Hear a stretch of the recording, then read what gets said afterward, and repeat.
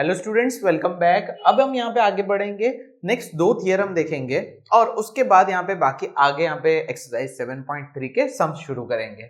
Now यहाँ जो दो थियरम्स दिए हुए हैं उसमें से एक ऑलरेडी आपको समझा चुका हूं मैं, triple S congruence rule 7.4 theorem, जो कि एक्सरसाइज 7.2 के बाद में आता है, लेकिन 7.2 के सम्स में भी इसका इस्तेमाल किया गया था। ठीक है, मतलब कि अगर दो ट्राइंगल है आपके पास तो दोनों ट्राइंगल की तीनों साइड, यहाँ पे ये दोनों साइड, फिर ये दोनों और ये दोनों, तो इस तरह का जब भी कॉम्बिनेशन बनता है तीनों साइड दोनों ट्राइंगल की करस्पॉन्डिंग वे में इक्वल होती है, तब हम ये वाला थियरम अप्लाई करते हैं। ठीक है, एक बार मैं आपको स्टेटमेंट पढ़ा देता हूं ताकि काफी आसानी हो जाएगी। आपकी टेक्स्ट बुक में ये दिया हुआ है, आई थिंक आपका पेज नंबर होगा 125। If three sides of one triangle are equal to the three sides of another triangle, ठीक है, एक ट्राइंगल की तीन साइड दूसरे ट्राइंगल की तीन साइड के सामने इक्वल है, then two triangles are congruent. तो ये हमारा थियरम हो गया। उसके बाद आता है 7.5, जो कि यहाँ पे थोड़ा सा मतलब डिफिकल्ट तो नहीं कह सकते, अलग है अभी तक आपने जितना भी देखा। क्या है? RHS congruence, right angle hypotenuse and side. ठीक है, RHS। नाउ एक बार पढ़ लेते हैं। If in two right triangles the hypotenuse and one side of a triangle are equal to the hypotenuse and one side of other triangle, then two triangles are equal. Okay, congruent, sorry. ये जो RHS है ना, specific right triangles के लिए ही है। Right triangles अगर आपके पास है, जैसे कि मान लो ये हमारे पास दो राइट ट्राइंगल्स हैं, तो दोनों में सबसे पहले तो राइट एंगल होगा, तो हमारी ये क्राइटेरिया हमारा हो गया। उसके बाद इनका कहना ये है कि अगर इसका हाइपोटेन्यूस और इसका हाइपोटेन्यूस इक्वल है, हाइपोटेन्यूस मतलब कि 90 के सामने का, 90 के एंगल के सामने की साइड, दैट मींस ये वाला, ये इक्वल है दोनों ट्राइंगल के हाइपोटेन्यूस, और कोई भी एक साइड मतलब कि ये वाली साइड भी हो सकती है और ये वाली साइड भी हो सकती है, कोई भी एक साइड चलेगी, तो आप RHS का कॉन्ग्रुएंस लगा सकते हो। आपके दिमाग में एक ब्लेंडर क्रिएट होगा, क्या हम इसको हमारे नॉर्मल में अप्लाई नहीं कर सकते? जी नहीं, हम अप्लाई नहीं कर सकते। क्यों? क्योंकि हमने देखा है SAS, साइड एंगल साइड, दो साइड के बीच में एंगल होना चाहिए, यहां पे ऐसा पॉसिबल ही नहीं है।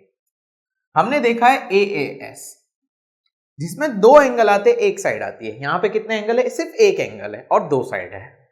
फिर आता है ASA, एंगल साइड एंगल, मतलब वापस से दो एंगल है, यहां पे तो एक ही एंगल है, तो ये सारे के सारे यहां पे एप्लीकेबल नहीं है। इसीलिए हमने क्या किया, हमने नहीं मतलब टेक्स्ट बुक वालों मैथमेटिशियंस ने क्या किया, RHS को बनाया। RHS थोड़ा अलग है, दो साइड और एक एंगल, ये कॉम्बिनेशन सिर्फ और सिर्फ राइट ट्राइंगल में पॉसिबल है और इसको हम अप्लाई करेंगे। ठीक है, चलिए तो अभी आगे बढ़ते हैं, एक्सरसाइज 7.3 के कुछ सम्स देखते हैं। अब ये 7.3 एक्सरसाइज है, जिसका फर्स्ट सम का डायग्राम है और डिमांड इनकी कुछ ज्यादा ही है। ठीक है, डिमांड्स क्या है, जब सबसे पहले डिमांड्स देख लेते हैं। अगर हम यहां पे देखें तो क्या कहा है, triangle ABC and DBC are two isosceles triangles on the same base BC। ABC और DBC क्या है? सेम बेस पे आइसोसेलेस ट्राइंगल्स है। फिर and vertices A and D are on the same side of BC। A and D same side पे है, देखो। If AD is extended to intersect BC at P, ठीक है, शो दैट, ये diagram अभी complete हुआ, ABD इक्वल्स टू ACD। ठीक है, ABD इक्वल्स टू ACD। चलो ये चीज भी समझते हैं, लेकिन ABD एंड ACD को यहां पे इक्वल बताएंगे उससे पहले कुछ समझते हैं। आपको दोनों ट्राइंगल आइसोसेलेस का, ABC आइसोसेलेस ट्राइंगल है और DBC भी आइसोसेलेस ट्राइंगल है, कहा था ना आपको। ठीक है, तो इस हिसाब से अगर हम देखें तो AB और AC इक्वल होगा क्योंकि ये आइसोसेलेस ट्राइंगल है। DBC में DB और DC इक्वल होगा क्योंकि ये क्या है? आइसोसेलेस ट्राइंगल है, दो साइड इक्वल होगी। क्लियर? आप बोलोगे कि ऐसा कैसे, AB और BC को भी तो इक्वल बता सकते हैं? नहीं, आप यहाँ पे डिफरेंस देख सकते हो। AB एंड AC इक्वल जैसे BD एंड DC इक्वल जैसे है। कभी कभी जो चीजें नहीं दी होती है तो थोड़ा सा एजम्पशन करके चलना है, ठीक है। तो ये दोनों हमें गिवन है क्योंकि आइसोसेलेस ट्रायंगल बोला है, दिया इस तरह से नहीं है, हमें खुद पता लगाना है। अब आगे बढ़ते हैं। ABD और ACD को इक्वल बताना है ना। ABD कहां पे है? ABD मतलब कि ये वाला ट्रायंगल, ये वाले ट्रायंगल को इक्वल बताना है ABD को, और किसके साथ? ACD के साथ। बहुत सिंपल है, AB और AC इक्वल है, AB is equal to AC जो कि क्या है? गिवन है। BD एंड DC इक्वल है, वो भी क्या है? गिवन है। थोड़े से छोटे हैंडराइटिंग निकालूंगा, उसका रीजन ये है कि पूरा बोर्ड भर जाएगा क्योंकि इनकी डिमांड्स कुछ ज्यादा ही है। अभी आगे बढ़ते हैं। तो भाई AD जो है कॉमन है, AD जो है कॉमन है। नाउ करना क्या है हमें? साइड साइड साइड, तो बाय SSS कॉन्ग्रुएंस रूल हम क्या बोल सकते हैं? ABD is equal to ACD, ये हम इक्वल बता सकते हैं। हो गया क्लियर? सो ये हमारा पहली जो इनकी डिमांड थी वो कंप्लीट हो गई। अब आगे बढ़ते हैं, ठीक है, कॉन्ग्रुएंट एंड इक्वल। अब आगे बढ़ते हैं क्वेश्चन नंबर 2 पे, मतलब इसी के क्वेश्चन नंबर 2 पे। ABP equals to ACP। अब एक सजेशन देना चाहूंगा आपको, जब भी आप ऐसे क्वेश्चंस के साथ टैकल करोगे जहां पे 3 से 4 डिमांड दी हुई है, तो एक बात का याद रखना, जब भी आप उस 4 सब क्वेश्चन में से पहला जब कंप्लीट करोगे ना, तो उसका इस्तेमाल सेकंड में होगा। थर्ड जब शुरू करोगे तो फर्स्ट एंड सेकंड दोनों का इस्तेमाल होगा। तो इसलिए मेरा सजेशन है कि अपनी नोटबुक में इसके नीचे थोड़ा सा स्पेस छोड़ देना, तो हम वो स्पेस यहां पे लिखेंगे, ठीक है, क्योंकि अब में कुछ जरूरत पड़ेगी। बताता हूं कैसे। अब ABP और ACP को इक्वल कहने को कहा है, ABP ACP इन दोनों को इक्वल कहने को कहा है। ये पूरा ट्राइंगल अभी आ गया एंड ACP। अब सेम ABP एंड ACP में AB और AC तो आ ही रहे हैं, AB इक्वल्स टू AC तो आ रहा है, जो कि क्या है? गिवन है। लेकिन दूसरा हम क्या लेंगे? दूसरा हम क्या लिख सकते हैं? तो हम यहां पे क्या करेंगे? प्रीवियस पार्ट में से कुछ लेने की कोशिश करते हैं। जैसे कि ये जो छोटा ट्राइंगल जो था उसमें और ये बड़े ट्राइंगल में कॉमन क्या है? तो कॉमन यहां पे सबसे पहले तो ये एंगल है। सेम चीज यहां पे भी आ रही है, ये ट्राइंगल और ये बड़े ट्राइंगल में कॉमन क्या है? ये एंगल है। तो दोनों में ये एंगल कॉमन है जिसको हम इक्वल बता सकते हैं। इसकी हेल्प से क्या लिखेंगे? BAD या sorry BAP is equal to CAP। इसका रीजन क्या लिखेंगे? By CPCT। ये चीज आपको यहां पे जो जगह छोड़ी होगी ना उसमें लिखना है, और इसका रीजन हम देंगे 1, सॉरी इसका हम 1 पॉइंट बताएंगे। अब यहां पे लिखेंगे BAP equals to CAP by 1। समझ पा रहे हो मैं क्या कर रहा हूं, है ना? क्लियर आइडिया आ रहा होगा। दोनों ट्राइंगल में कॉमन साइड कौन सी है? AP, सो लिख देते हैं AP। तो हमने किया क्या? हमने यूटिलाइजेशन किया इस पार्ट के CPCT वाले करेस्पॉन्डिंग पार्ट का यूटिलाइजेशन यहां पे किया। यही चीज मैं कह रहा था। अब देखो क्या हुआ, side angle side by SAS। आप यहां पे क्या कह सकते हो? ABD is congruent in equal to ACD। और यहां पे भी हम इसकी स्पेस छोड़ेंगे। आपको ऐसा बॉक्स नहीं बनाना, इसके नीचे जगह रखनी है। समझ में आ रहा है? ठीक है, क्लियर। अब आगे बढ़ते हैं इनकी थर्ड डिमांड की तरफ। थर्ड डिमांड क्या है? AP bisects angle A as well as angle D। AP bisects angle A as well as angle D। A और D दोनों को बाइसेक्ट करता है AP। इसका मतलब ये हुआ जब AP जो है A को बाइसेक्ट करेगा तो ये दोनों एंगल क्या होंगे? इक्वल होंगे ना। तो इस हिसाब से यहां पे ऑलरेडी हम जानते हैं कि BAP और CAP तो इक्वल है। BAP is equal to CAP। कैसे? 1 से। यहां पे मार्क किया था ना 1। तो जब ऐसा हम बोलते हैं तो यहां पे लिख सकते हैं AP bisects angle A, but AP bisects angle D ये हमें नहीं पता है, ये हम नहीं जानते हैं, तो ये हम कैसे पता लगाएंगे? इसके लिए हमारे पास ये दोनों एंगल्स इक्वल होने चाहिए, तब हम बोल सकते हैं ना कि भाई D को भी बाइसेक्ट कर रहा है। ये दोनों एंगल्स कहां पे आ रहे हैं? ये ट्राइंगल्स के बीच में। ये ट्राइंगल का नाम क्या है? DBP। तो हम क्या लिखेंगे? For triangle DBP and DCP। इससे पहले की एक्सरसाइज में भी आपको बता चुका हूं कि जब भी आपको कोई पार्ट को इक्वल प्रूव करना है तो उसके आसपास के ट्राइंगल को देखो और उसको प्रूव करने की कोशिश करो। DBP और DCP को इक्वल में बता दूं, कॉन्ग्रुएंट बता दूं, तो ये दोनों एंगल्स करेस्पॉन्डिंग पार्ट के तौर पे इक्वल हम बता पाएंगे? जी हाँ, आराम से। तो इन दोनों ट्राइंगल में सबसे पहले इक्वल क्या है? DB एंड DC इक्वल है, DB एंड DC इक्वल है, गिवन है। उसके बाद क्या इक्वल है?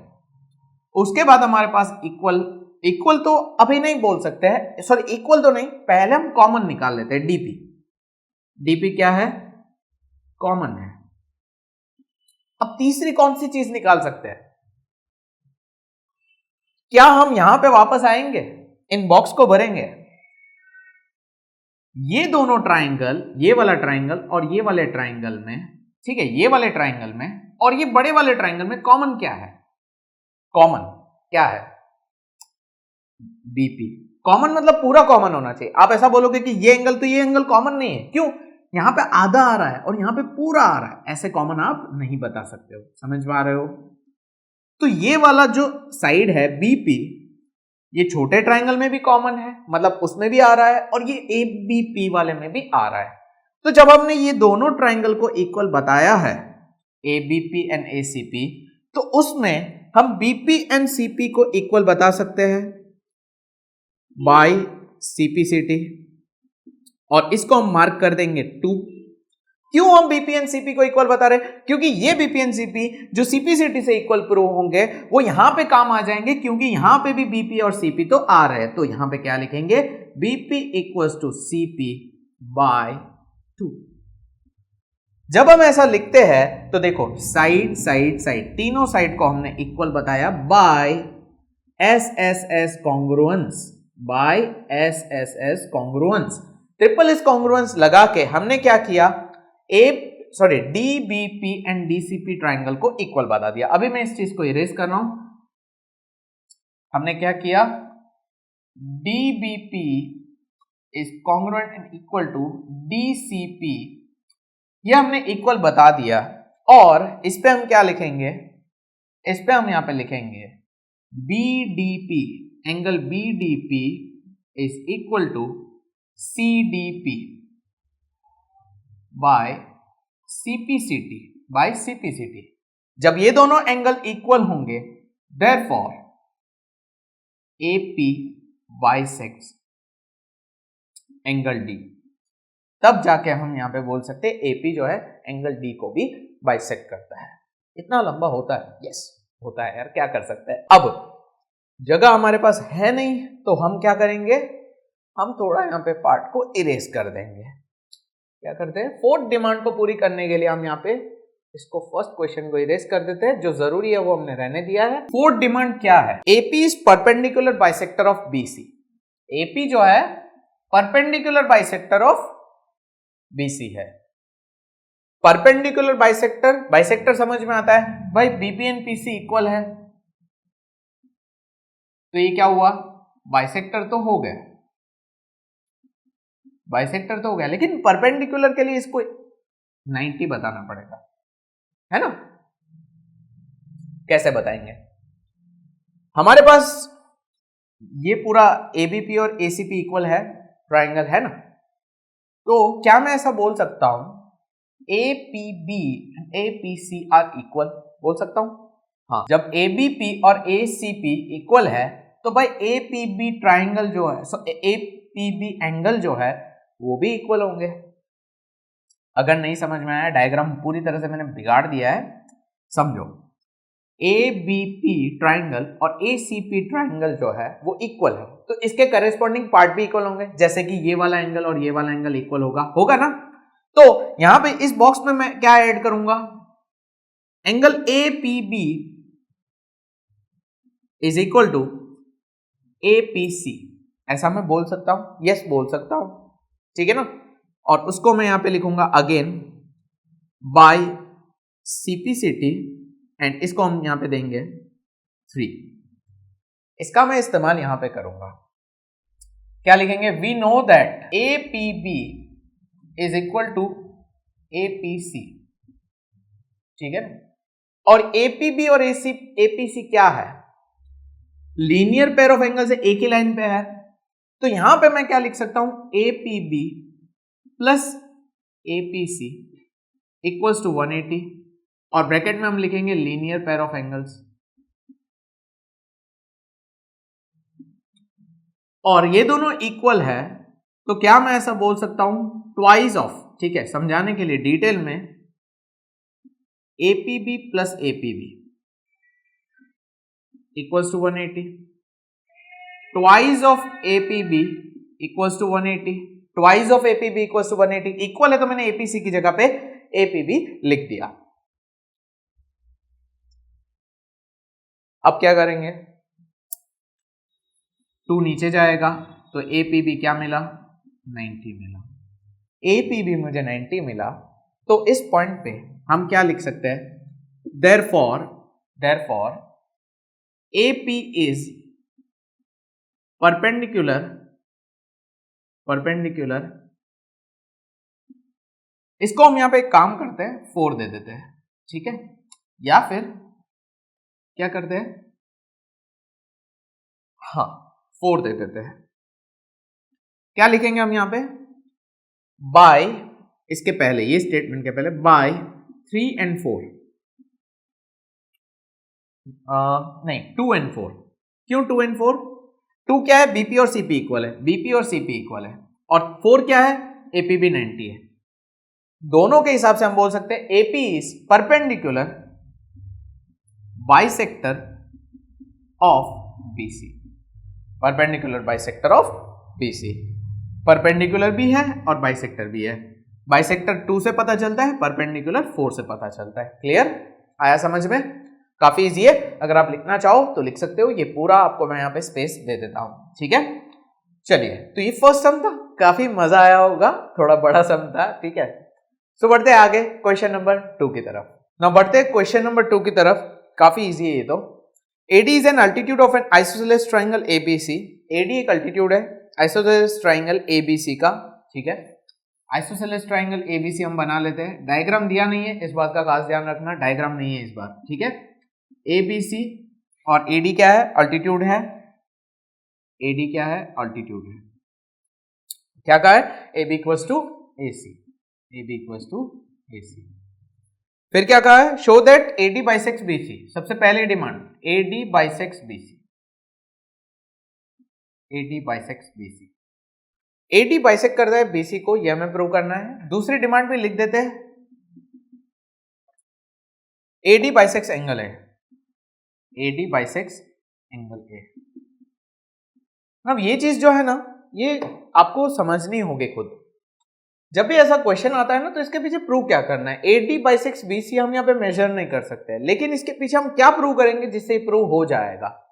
AD बाइसेक्स BC का मतलब क्या होता है, इसका मतलब ये होता है कि ये BC के 2 इक्वल हिस्से करता है। इक्वल हिस्से मतलब हमें प्रूव क्या करना है, BD इक्वल टू DC, ये हमें प्रूव करना है, ठीक है, ये तो दिया हुआ है AB इक्वल टू DC। यहां पे AD बाइसेक्स एंगल A में क्या है, एंगल A के 2 इक्वल हिस्से, दैट मींस ये दोनों एंगल इक्वल होने चाहिए। तो हमें यहां पे क्या प्रूव करना है, BAD is equal to CAD, ये हमें प्रूव करना है। ओके, समझ में आया। हमारे पास 2 ट्राइंगल्स है, तो हम क्या लिखेंगे, for triangle ABD and ACD, triangle ABD and ACD, ABD and ACD के लिए अगर मैं ऐसा बोलूं, AB इक्वल्स टू AC, क्या है वो, गिवन है, ADB एंड ADC 90 है, ADB इक्वल्स टू ADC क्या है वो 90 है, और AD जो है कॉमन है। थोड़ा सा स्पेसिंग का इश्यू आ गया, इसको हम यहां पे कंटिन्यू करते हैं, ठीक है। क्या लिखेंगे हम यहां पे लिखेंगे कौन सा कॉन्ग्रुएंस अप्लाई होगा, AAS, SAS नहीं, RHS। ये हमारा राइट एंगल, ये जो AB और AC है ना वो हाइपोटेनस है, इस ट्राइंगल का हाइपोटेनस क्या है AB है, इस ट्राइंगल का हाइपोटेनस क्या है AC है, तो ये H हुआ।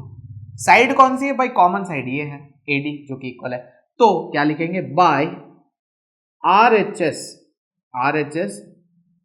Congruence rule, by RHS congruence rule क्या बोल सकते हैं, triangle ABD is equal to triangle ACD, triangle ACD। समझ में आया समझ में, clear. ABD is equal to ACD। अब इस बेसिस पे जब ये दोनों ट्राइंगल को आपने इक्वल बता दिया है तो आप क्या कर सकते हो, BAD is equal to CAD को इक्वल बता सकते हो, BAD एंड CAD को इक्वल बता सकते हो, यस बता सकते हैं, BAD एंड CAD इक्वल होंगे, क्यों कैसे, बाय CPCT, बाय CPCT आप BAD एंड CAD को इक्वल बता सकते हो, जिससे होगा क्या, AD bisects angle A, AD bisects angle A ये आ जाएगा। सेम वे इसी पे से, ठीक है, ये हमारी सेकंड डिमांड पूरी हो गई, ठीक है, बातों बातों में वो ऐसा ही होगा, इस टाइप के सब में ऐसा ही होता है। आप चाहो वैसे कर सकते हो, क्योंकि एक ही ट्राइंगल है, एक ही कॉन्ग्रुएंस में से निकालना है। अभी इसी तरह से BD इक्वल्स टू CD बता सकते हो, BD इक्वल्स टू CD कैसे, बाय CPCT। इससे क्या पता चलेगा, AD जो है बाइसेक्स AD बाइसेक्स BC, खत्म, ठीक है, दोनों चीजें आ गई, ये हमारा फर्स्ट प्रूव हो गया। क्लियर, इतना इजी और इतना आसान है। आई होप आप लोगों को समझ में आ गया है, ठीक है। अगर हम देखें इस एक्सरसाइज में टोटल यहाँ पे हमारे पास टोटल 5 सम्स है, ठीक है ना, 5 सम्स है, ओके। हाँ, तो जिसमें से फर्स्ट एंड सेकंड हम कंप्लीट कर चुके हैं, कोशिश करो कि थर्ड फोर्थ फिफ्थ आप कर पाओ, ठीक है। नेक्स्ट वीडियो में तो मैं करवाऊंगा ही, सो नेक्स्ट वीडियो में कंटिन्यू करेंगे यहाँ से 3 4 5 और इसको भी कंप्लीट करेंगे। सो मिलते हैं नेक्स्ट वीडियो में, तब तक के लिए गुड बाय, टेक केयर।